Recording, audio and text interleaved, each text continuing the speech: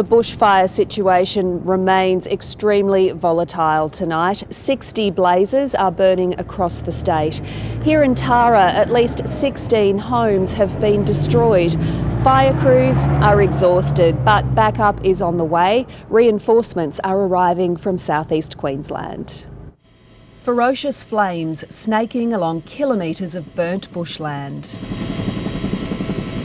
A bushfire relentlessly raging on several fronts at Tara, 300 kilometres west of Brisbane. From the air, from the ground, crews tried desperately to tame the blaze as the devastation became clear.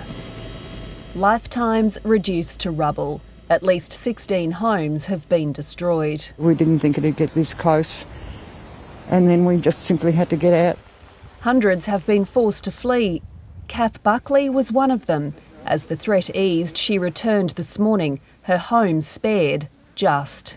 The relief, beyond words. I've been worried sick.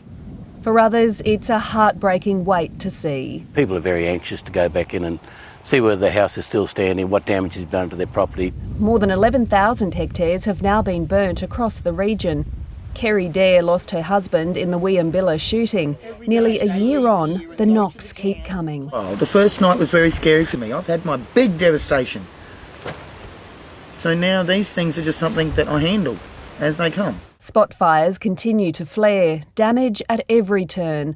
Overnight, rain helped weary fire crews a little. But dry lightning strikes sparked yet more fires. The conditions are extremely volatile with the heat, and it doesn't take a lot for the fires to get back up and running really quickly. David Maynard took in the charred landscape on horseback. He's never seen anything like it. It's just blackness after blackness out there. Well, this shows you just how intense the blaze was. Trees have been reduced to blackened matchsticks, and there is not a single blade of grass left on the ground. No, not out of the woods yet. If you could organise some rain for us, that would be great. They're hoping the worst is over, but with homes and livelihoods destroyed, the real battle is about to begin. South from here at Millmerran and Cypress Gardens, residents have been allowed to return home today after those blazes were brought under control. More than 3,000 hectares have been burnt and one home lost.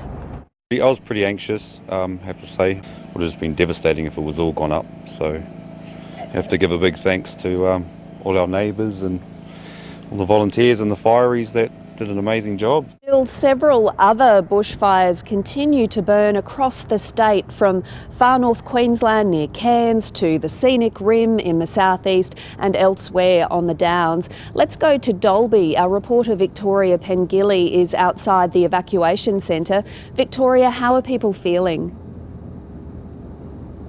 Well, Jess, there's mixed emotions here tonight.